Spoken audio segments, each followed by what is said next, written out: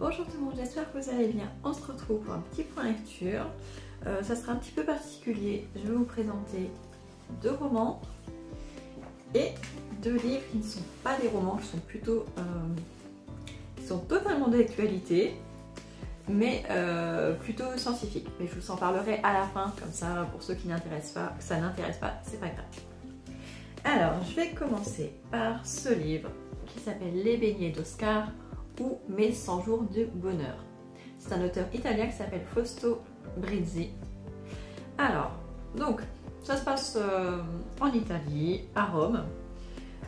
On a un monsieur qui s'appelle Lucio, qui a une vie tranquille, hein, qui lui convient. Il est marié, il a deux enfants assez jeunes. Et assez vite, on sait qu'il va mourir. Dans les premières pages, on sait qu'il va mourir, qu'il lui reste environ 3 mois à vivre. Et du coup, le livre va être autour de ça. C'est Lucio qui nous raconte l'histoire, un peu comme une sorte de journal intime, ou enfin tout simplement un journal de ses 100 derniers jours de vie. Donc on va suivre comment il découvre qu'il est malade et qu'il lui reste peu de temps à vivre, et surtout comment il va utiliser ces 100 jours. Donc c'est assez bizarre au début parce qu'on se dit ouais ok, il va lire tout ça, 400 pages pour son dernier jour. Est-ce qu'il va se passer des choses surprenantes ou pas? Enfin c'est assez déconcertant de savoir dès le départ quand est-ce qu'il va mourir. Mais c'est très bien fait parce qu'on nous l'annonce de but en blanc, donc comme ça il n'y a pas de suspense. Mais par contre au début on ne sait pas forcément quelle maladie il a, et puis on se dit qu'il peut se passer des choses. Et en plus, ce qui se passe dès le début du livre, c'est qu'on apprend qu'il a trompé sa femme, et sa femme le découvre. Et du coup, elle le met à la porte. Et là, du coup, ça devient un petit peu plus intéressant et un petit peu plus rocambolesque, on va dire. Donc, pendant ces 100 jours, il va justement essayer de reconquérir sa femme, mais pas seulement. Il va se passer plein de choses, notamment une remise en question de lui-même. Au début, il va passer par le déni de sa maladie. Il ne veut pas l'accepter. Après, il va tout essayer pour guérir, mais il va se rendre compte que c'est perdu d'avance. Et du coup, il se dit, plutôt que de me battre pendant ces 100 jours, autant que je les utilise pour faire quelque chose d'utile. Et du coup, c'est ça qui va se passer dans les 100 derniers jours. Et les beignets d'Oscar, c'est tout simplement que Oscar, c'est son beau-père, le père de sa femme, et qui fait des beignets qui sont à tomber par terre, qu'il adore plus que tout. Donc voilà, donc c'était une lecture assez légère dans l'ensemble, même si justement arrivé sur la fin, il y a quand même une petite larme qui est versée, parce que c'est quand même très émouvant, c'est quand même très triste, mais c'est vraiment juste la fin qui est triste. Après le reste est vraiment très drôle. Ça a beau se passer en Italie avec un auteur qui est italien, il y a énormément de références qu'on connaît, notamment dans de la musique, des films, de plein de trucs. Ça m'a étonnée à quel point je connaissais autant les références. Il y en a peut-être une ou deux que j'ai zappées, mais voilà, c'est quand même il y a des références très internationales et qui se comprennent très très bien. Et voilà, moi j'ai beaucoup aimé, en tout cas c'était une bonne découverte. Ça fait partie des auteurs que j'ai choisis pour justement étendre un petit peu plus mes connaissances d'auteurs, parce que c'est vrai que la plupart du temps je lis soit des auteurs français, soit des auteurs américains, soit britanniques, mais c'est vrai que je lis peu d'auteurs d'autres nationalités. Donc voilà, j'essaie de piocher par-ci par-là, un auteur italien, espagnol. Pour l'instant j'ai du mal à en trouver qui soient des auteurs africains ou d'Amérique du Sud. J'ai beaucoup de mal à en trouver, mais je sais que je vais y arriver. Mais voilà, donc je suis contente d'avoir découvert celui-ci. Donc franchement je le recommande. Ensuite, je viens de terminer hier soir Si la vie te donne des citrons, fais-en une tarte meringuée de Charlotte Léman aux éditions Archipoche. Donc il fait 300 pages, ça se lit très très vite. Hein. Je l'ai commencé lundi, je crois. Lundi après-midi. Oui, c'est ça. Et je l'ai fini hier soir, donc on va dire... ça dépend du temps que vous avez pour lire, mais c'est vraiment très très très vite. Donc... on est avec Clémence qui a 43 ans, elle est mariée depuis à peu près 20 ans avec le même homme, elle a un ado qui a 17 ans avec lequel elle s'entend super bien, qui a l'air adorable. Et donc voilà, elle vit à Paris, elle a son petit travail, tout va bien pour elle, voilà, c'est une vie tranquille mais qui lui convient. et d'un seul coup elle se rend compte que en fait son mari la trompe. Et au lieu d'essayer de se racheter ou de se dédouaner, dit bah ouais je te trompe et en plus je te quitte. Et donc à 43 ans, elle se fait quitter par son mari.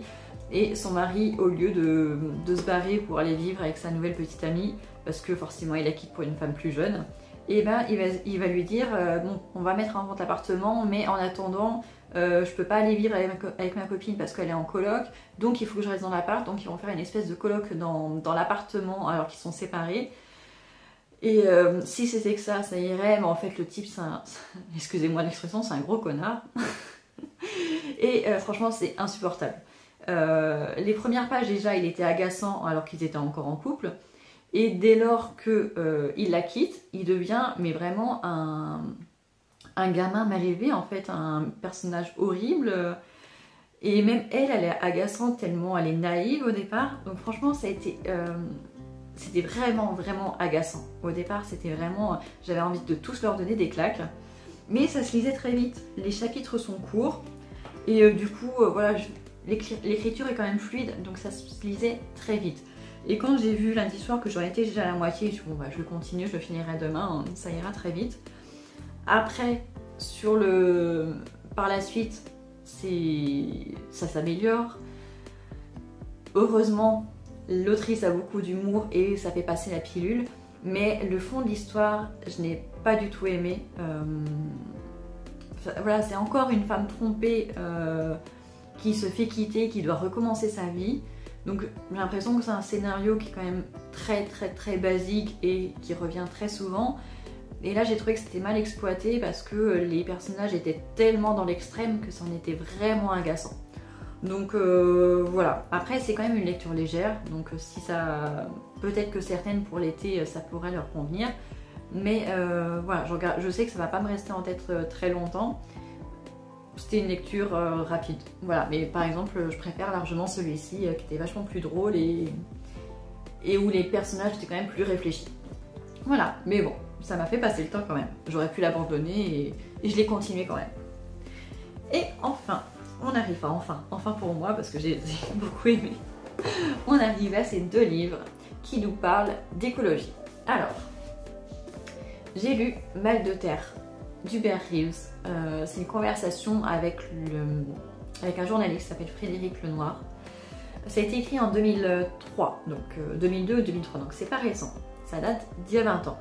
Et en fait, Hubert Reeves, c'était, parce qu'il est décédé il y a quelques mois, c'était un grand astrophysicien franco-canadien qui était très connu en France dans le milieu scientifique parce qu'il participait aussi aux études du CNRS. Et donc là, il nous parle d'écologie dans ces livres-là. Il nous explique ce qui se passe en fait, le changement climatique, ce qui se passe au niveau planétaire, pour qu'on en arrive là, s'il y a des solutions pour changer les choses. Et c'est plutôt une étude sociologique en fait. Il va nous parler plutôt du changement climatique autour de la sociologie, enfin d'un point de vue sociologique, je vais y arriver. Et c'est hyper intéressant. Je connaissais à peu près tout ce qu'il y avait dans le livre, mais il y a eu 2-3 points où il m'a appris des choses que je ne savais pas. Il fait 250 pages, mais il se lit très vite. Je l'ai lu en 24 heures parce que déjà il est quand même écrit assez aéré et il y a pas mal de graphiques, d'images. Donc franchement, il est très abordable. Et pour ceux qui sont pas du tout qui sont jusque-là pas du tout intéressés au réchauffement climatique, à l'écologie et tout ça, il y a à peu près 20 pages, 25 pages d'explications à la fin, parce que pendant le déroulé des explications, il y a des fois des termes qui sont utilisés que tout le monde ne connaît pas, donc il a mis une petite note, mais au lieu de les mettre en bas de la page, il les a toutes regroupées à la fin. Donc moi j'ai lu les deux, trois premières, puis je me suis rendu compte que ça m'apportait pas grand chose, que je connaissais déjà assez bien le sujet. Mais pour ceux qui ne connaissent pas du tout, j'ai trouvé ça hyper bien fait. C'est vraiment de la vulgarisation scientifique parce que ça s'adresse au plus grand nombre. C'est très compréhensible. C'est ça que j'aime bien aussi avec Hubert Reeves, c'est qu'il explique les choses de manière très simple. En plus, c'est pas du tout catastrophique, c'est pas du tout anxiogène. Donc voilà, je vous le recommande parce que même s'il a été écrit il y a 20 ans, Et bien justement, avec 20 ans de recul, ça permet de voir si ce qu'il nous racontait à l'époque se produit et dans quelles circonstances, voilà. Donc ça permet, avec les projections qu'il faisait pour 2025 ou 2050, de voir s'il était dans le vrai ou pas. Et voilà, donc j'ai commencé avec celui-ci et j'ai beaucoup aimé, même si ça m'a pas appris grand chose, mais j'ai aimé, voilà, revenir en arrière, regarder le point de vue qu'avaient les scientifiques il y a 20 ans et ce qui a été fait entre temps. Je trouvais ça hyper intéressant. Et ensuite j'ai enchaîné avec L'avenir climatique, quel temps ferons-nous de Jean-Marc Jancovici. Donc lui, c'est un ingénieur, c'est un ancien élève de l'école polytechnique. Donc là, contrairement à l'autre qui était plutôt sociologique, là c'est vraiment un ouvrage scientifique où il nous explique tout de A à Z avec des schémas, beaucoup de chiffres, beaucoup d'explications. Mais voilà, pour quelqu'un qui veut vraiment aller au fond des choses, il est complet. Enfin moi je trouve qu'il est très bien. J'ai pas mis de post-it, par contre j'ai corné les pages, je sais pas si vous allez voir, il y a quelques trucs quand même. Et donc dans ce livre-là, il va nous expliquer comment fonctionne l'océan, les différents courants de l'océan, des mers et tout ça, aussi les courants atmosphériques. Il va nous parler des atomes, il va nous parler d'énergie, il va nous parler des transports, il va nous parler de l'agriculture. Il va vraiment parler de tous les sujets possibles qui tournent autour de l'écologie et expliquer vraiment dans les moindres détails. Et ça m'a permis de me faire une idée plus précise sur certains sujets. J'ai trouvé ça hyper intéressant parce que Jean-Marc Jancovici, je l'ai vu dans pas mal d'émissions, notamment sur YouTube. Mais en fait, le problème, c'est qu'en général, les gens ne le laissent pas parler et ne laissent pas aller jusqu'au fond des choses. Et du coup, c'est un peu dommage.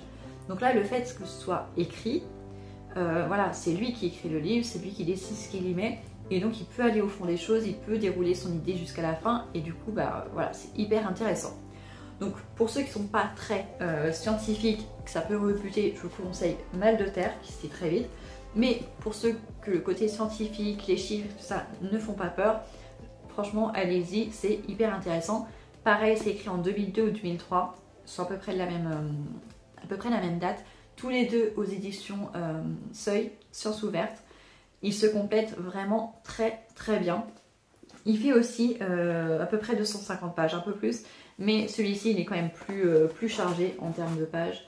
Donc, il se lit moins vite parce que c'est un peu plus scientifique, un peu plus, faut vraiment être concentré, tout ça, mais hyper intéressant également.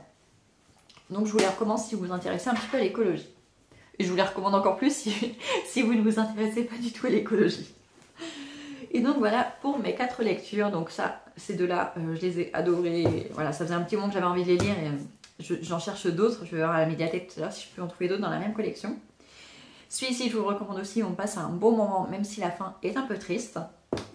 Et celui-ci, je vous le conseille si vous voulez une lecture légère, mais voilà, sachez que les personnages sont très clichés, que ça peut être très énervant, comme ça peut être très drôle aussi, ça dépend du mood dans lequel vous êtes actuellement.